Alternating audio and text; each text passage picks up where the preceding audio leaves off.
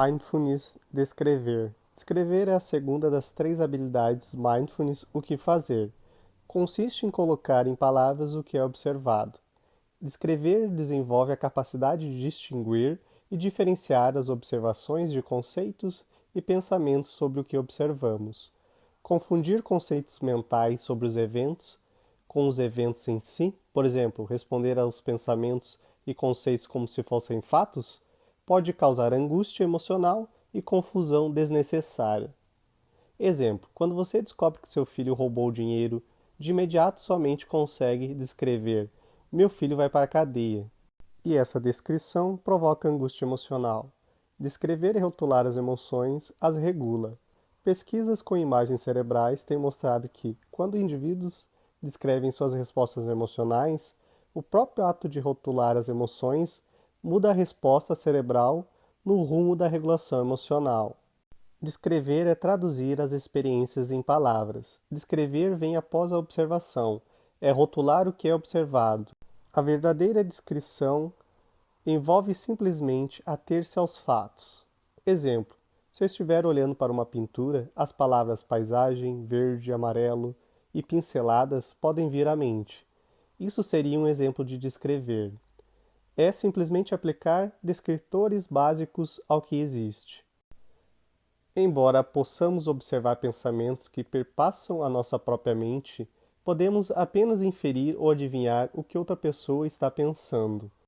Suposições sobre o que os outros estão pensando são apenas isso, suposições em nossas próprias mentes. Exemplo: você está pensando em um modo de não ir à festa comigo? Não é a descrição de uma observação. Eu acho ou acredito que você está tentando inventar desculpas para não ir à festa comigo. É uma observação. Quando você faz X, eu sinto ou penso Y. É uma boa maneira de descrever as reações pessoais para o que os outros fazem ou dizem. Por exemplo, dizer: quando você ergue as sobrancelhas e franze os lábios desse jeito, eu começo a pensar que você acha que eu estou mentindo. Também é uma forma de descrever. Colocar dessa forma mostra que você está descrevendo seus próprios pensamentos, o que você pode observar. Falar sobre as intenções inferidas dos outros não é descrever e pode causar problemas. Isso acontece porque é extremamente difícil ler de modo correto as intenções das outras pessoas. E caracterizar incorretamente as intenções dos outros pode ser muito doloroso, em especial quando elas são socialmente inaceitáveis. Com frequência, as pessoas prestam atenção aos efeitos resultantes daquilo que os outros fizeram e então supõem que esses efeitos foram intencionais. Exemplo: sinto-me manipulada. Se traduz em você está me manipulando. Exemplo: estou sentindo dor. Se traduz em você fez isso para me machucar. Exemplo: quando você me diz que vai abandonar a escola se não lhe der uma nota melhor, eu me sinto manipulado. É um exemplo de descrição mais preciso.